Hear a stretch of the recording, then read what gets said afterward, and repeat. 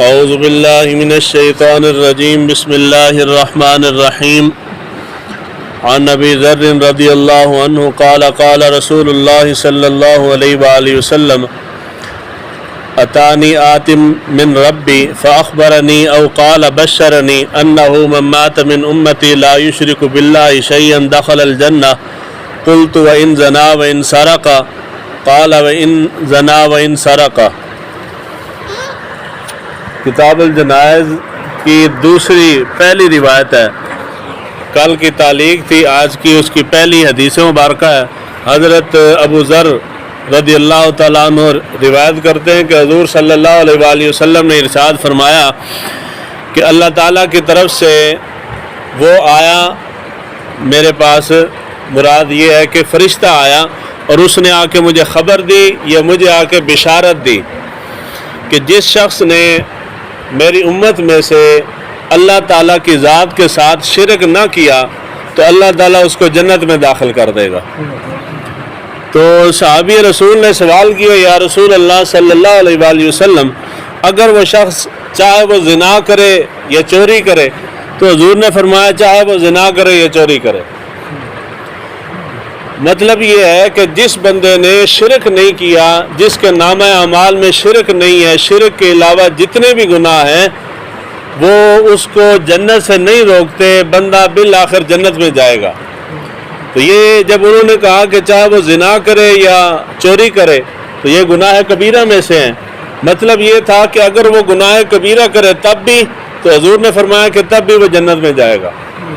اسی طرح ایک اور حدیث مبارکہ بخاری شریف کے اندر ہی ہے، حضور صلی اللہ علیہ وآلہ وسلم کے پیچھے صحابی رسول بیٹھے تھے، غالباً حضرت انس بن مالک تھے یا کوئی اور صحابی رسول تھے، وہ بیٹھے تھے تو حضور صلی اللہ علیہ وآلہ وسلم نے ان کو فرمایا کہ اللہ تعالیٰ کا ایک حق بندوں کے اوپر ہے اور بندوں کا ایک حق اللہ تعالیٰ کی ذات پہ ہے۔ اللہ تعالیٰ کا حق یہ ہے کہ بندوں کے اوپر اللہ تعالیٰ کا حق یہ ہے کہ بندوں کو چاہیے کہ وہ اللہ تعالیٰ کی ذات کے ساتھ کسی کو شریک نہ ٹھہرائیں، شرک نہ کریں، اور اللہ تعالیٰ کے اوپر حق یہ ہے کہ جو شرک نہ کرے اللہ تعالیٰ اس کو جہنم میں نہ ڈالے۔ تو وہ صحابی رسول کہنے لگے، یا رسول اللہ صلی اللہ علیہ وآلہ وسلم، چاہے وہ زنا کرے یا چوری کرے؟ حضور نے فرمایا چاہے وہ زنا کرے یا چوری کرے، یعنی اللہ تعالیٰ اس کو جنت میں بھیجے گا۔ انہوں نے دوسری مرتبہ پھر پوچھا، یا رسول اللہ چاہے وہ زنا کرے یا چوری کرے؟ حضور نے فرمایا چاہے وہ زنا کرے یا چوری کرے۔ تیسری بار پھر پوچھا، حضور نے فرمایا کہ چاہے وہ زنا کرے یا چوری کرے، حتیٰ کہ تمہاری ناک خاک آلود ہو جائے تب بھی وہ جنت میں جائے گا۔ یعنی یہ حضور صلی اللہ علیہ وآلہ وسلم کا خوبصورت انداز تھا کہ آپ اس طرح فرماتے تھے، یہ توہین نہیں ہے صحابی رسول کی۔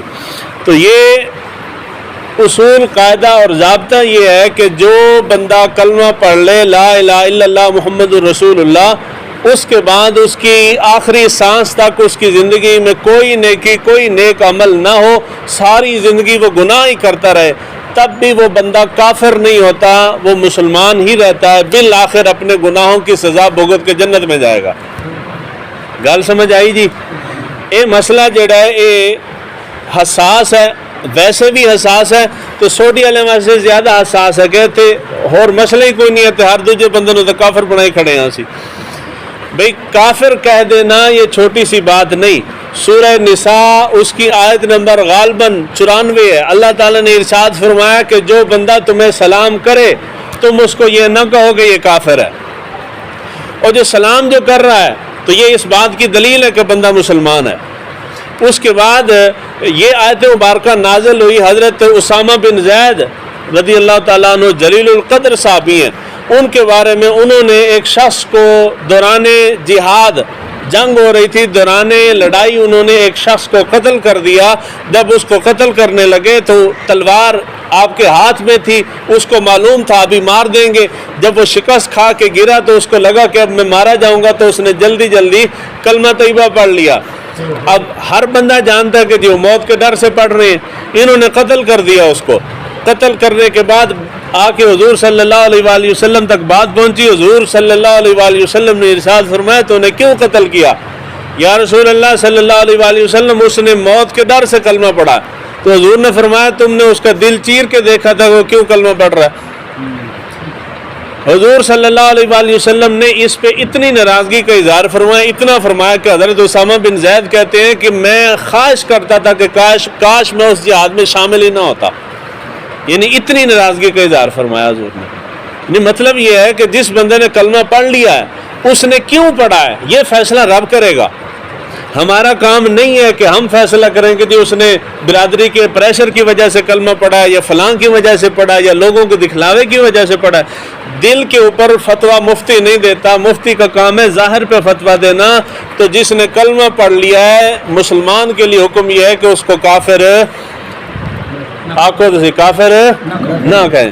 حضور صلی اللہ علیہ وآلہ وسلم کی حدیث مبارکہ حضور نے ارشاد فرمایا کہ جس نے کسی کلمہ گو شخص کو کافر کہا وہ کفر جو ہے ان دونوں میں سے کسی ایک کی طرف پلٹ آئے گا. یعنی ان دونوں میں سے کوئی ایک کافر ہوگا.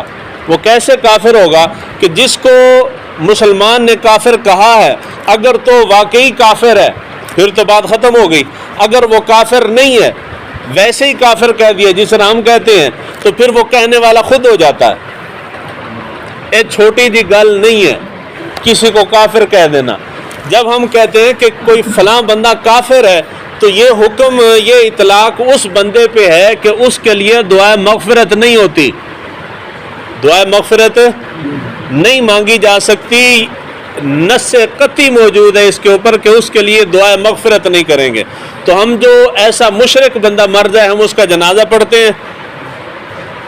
اور مشرک کا جنازہ نہیں ہوتا نا، پریشان ہو گئے. مشرک کا جنازہ مسلمان کا جنازہ ہوتا ہے. تو کیوں نہیں مشرک کا جنازہ پڑھتے؟ اس لیے کہ جنازہ جو ہے یہ دعا ہے اور دعا غیر مسلم کے لیے نہیں ہوتی، مسلمان کے لیے ہوتی ہے. تو جب ہم نے کہا کہ فلاں بندہ غیر مسلم ہے یا فلاں کا جنازہ پڑھنے سے فلاں بندے کا نکاح ختم ہو گیا، یہ فلاں کا جنازہ پڑھنے سے بندہ دار اسلام سے خارج ہو گیا، اس کا مطلب کیا ہے کہ ہم یہ کہہ رہے ہیں کہ جس کا جنازہ پڑھا گیا ہے وہ بندہ مسلمان نہیں تھا، مسلمان نہیں تھا، اس کو ہم نے کافر کہا. تو پھر اگر آپ اس کو کافر کہتے ہیں تو پھر پڑھانے والا بھی دائرہ اسلام سے گیا اور پیچھے پڑھنے والے بھی سارے گئے، یعنی پیچھے بچا کوئی نہیں.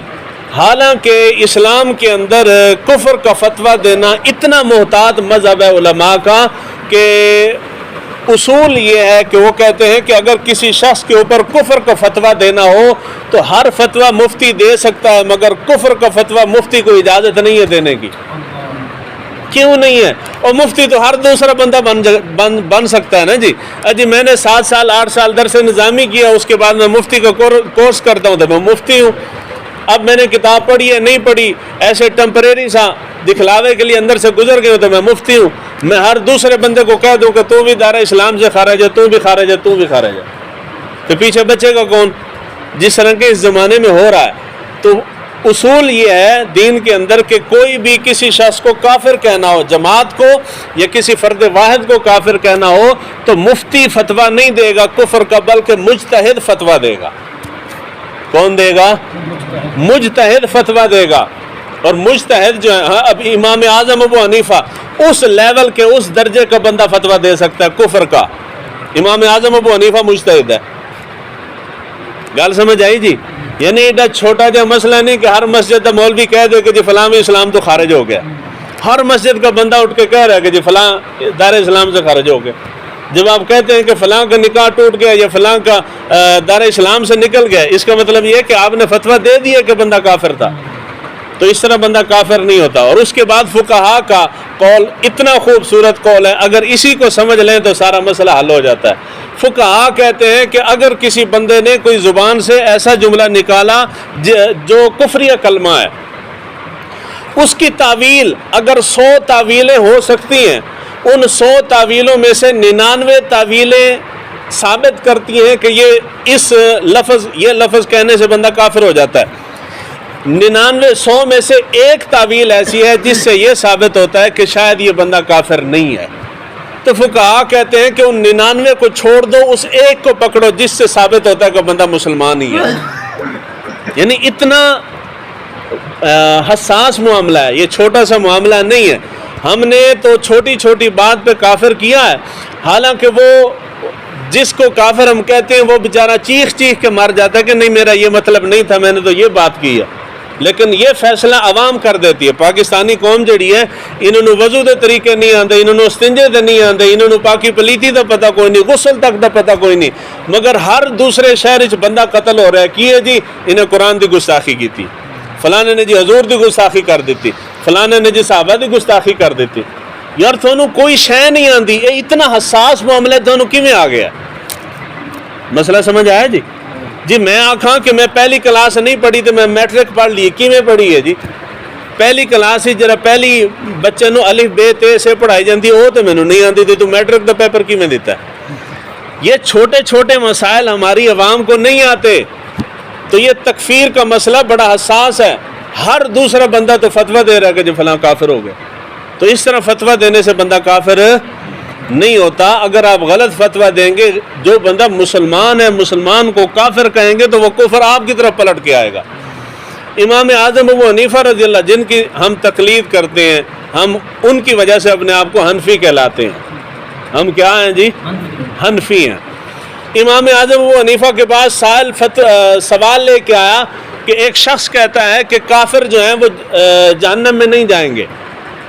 اے واقع نال گل ذرا جلدی سمجھ آندی ہے، مسئلہ سمجھنے والا ہے، سننے تو زیادہ توجہ نال سمجھنے والی شے ہے۔ جے تھانوں سمجھ وچ نہ آیا تو باہر جا کے پھر تسی بھی آکھنا نہیں مولوی صاحب انج آکھیا، گل سمجھنے والی۔ امام اعظم ابو حنیفہ کے پاس بندہ سوال لے کے آیا جی، ایک بندہ کہہ رہا ہے کہ کافر جو ہیں وہ جہنم میں نہیں جائیں گے۔ انہیں ایک کفریہ جملہ ہے، ایک ہی ہے بھئی، اس میں شک ہی کوئی نہیں، قرآن کی سینکڑوں آیات ہیں، حدیثیں مبارکیں، ہر چیز موجود ہے کہ کافر جہنم میں جائے گا۔ بندہ کہہ رہا ہے کہ جی کافر جہنم میں نہیں جائے گا۔ آگے آپ کے شاگرد بیٹھے تھے، امام محمد اور امام یوسف وغیرہ، یہ سارے بیٹھے تھے۔ امام صاحب نے ان سے پوچھا ہاں جی دو فتویٰ، سب نے باری باری فتویٰ دیا کہ جی بندہ کافر ہو گیا، بندہ کافر ہو گیا۔ جب سب نے دے لیا تو امام صاحب نے فرمایا کہ نہیں تم سب نے غلط فتویٰ دیا ہے، بندہ کافر نہیں ہوا، کافر نہیں ہوا۔ وہ سارے حیران ہوئے کہ جی حضرت اس میں تو کوئی شک و شبہ والی بات ہی کوئی نہیں، کیسے کافر نہیں ہوا؟ آپ نے فرمایا اس میں بھی ایک تعویل ہو سکتی ہے، اس کا ایک اور معنی ہو سکتا ہے۔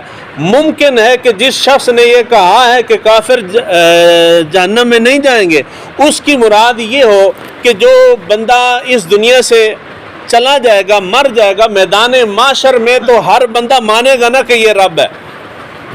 جس نے دنیا میں رب کو رب مانا ہے وہ تو اس نے مانا ہی ہے، جس نے نہیں مانا وہاں رب کا جلوہ قدرت دیکھ کے تو وہ تو مانے گا نا جی۔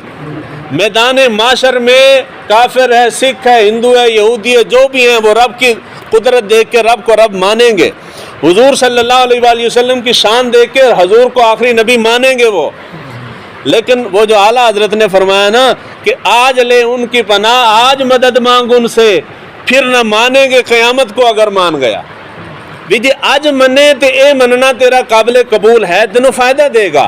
اگر مرنے تو بعد جدوں ہر سے سامنے ہوئے گی پھر مان لیں گا تو پھر فائدہ کوئی نہیں، کیونکہ وہ ایمان بالغیب نہیں ہوئے گا، وہ تو سامنے نظر آ رہے ہیں نا جی، پھر تو منو گے۔ امام صاحب فرمانے لگے ممکن ہے کہ اس کا مطلب یہ ہو کہ وہاں جا کے تو کافر بھی تصدیق کر دے گا، اس لیے وہاں اس کا یہ الگ بات ہے کہ اس کو ایمان اس کا فائدہ نہیں دے گا، مگر ایمان تو وہ لے آئے گا، لیکن پھر بھی جہنم میں جائے گا۔ تو یہ ہے، یعنی یہ انہوں نے تعویل کی کہ اس تعویل سے اس بندے کا ایمان بچتا ہے، تو ضروری یہ ہے کہ اس کا ایمان بچایا جائے۔ گل سمجھ آئی جی؟ تو کسی کو کافر کہہ دینا یہ چھوٹی سی بات نہیں ہے، یہ بہت بڑی بات ہے۔ اور یہ جو ہمارے ہاں تفریق چلتی ہے کہ جی فلاں مسلک والا کافر ہے، فلاں مسلک والا کافر ہے، دنیا کے کسی مفتی کے پاس چلے جائیں اور اس کو کہیں کہ جی آپ کو کسی مسلک والے کے بارے میں مطلق لکھ کے دے کہ جی فلاں مسلک والے کافر ہے، کوئی نہیں لکھ کے دیتا، دنیا کو کوئی نہیں لکھ کے دے گا۔ تو ہم نے پھر کافر بنایا کیسے؟ کافر صرف وہ شخص ہے، آخری جملہ کہہ رہا ہوں، خلاصہ کلام ہے، جس کو آپ نے کافر کہا ہے اس کے لیے ضروری یہ ہے کہ چاہے وہ کسی بھی رنگ، نسل، قوم، مسلک، مذہب کا ہو، اس کے لیے لازم یہ ہے کہ آپ نے اس کی زبان سے صریح واضح کفر خود سنا ہو۔ مسئلہ سمجھ آیا؟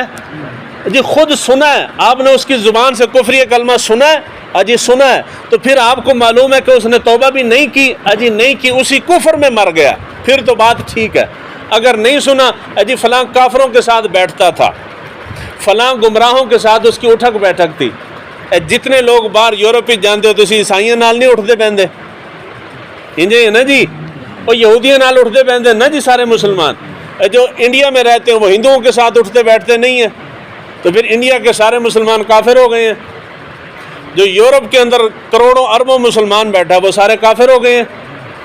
اور کسی کے ساتھ بیٹھنے، سنگت صحبت رکھنے سے پرہیز کرنی چاہیے، مگر کسی کے ساتھ بیٹھنے سے بندہ کافر نہیں ہو جاتا۔ حضور صلی اللہ علیہ وآلہ وسلم کا فرمان ذیشان فرمایا قولوا لا الہ الا اللہ دخل الجنہ، جس نے کہا لا الہ الا اللہ وہ جنت میں جائے گا، بس بات ختم ہو گئی ہے۔ اللہ تعالی ہمیں دین کو سیکھنے سمجھنے کی توفیق عطا فرمائے۔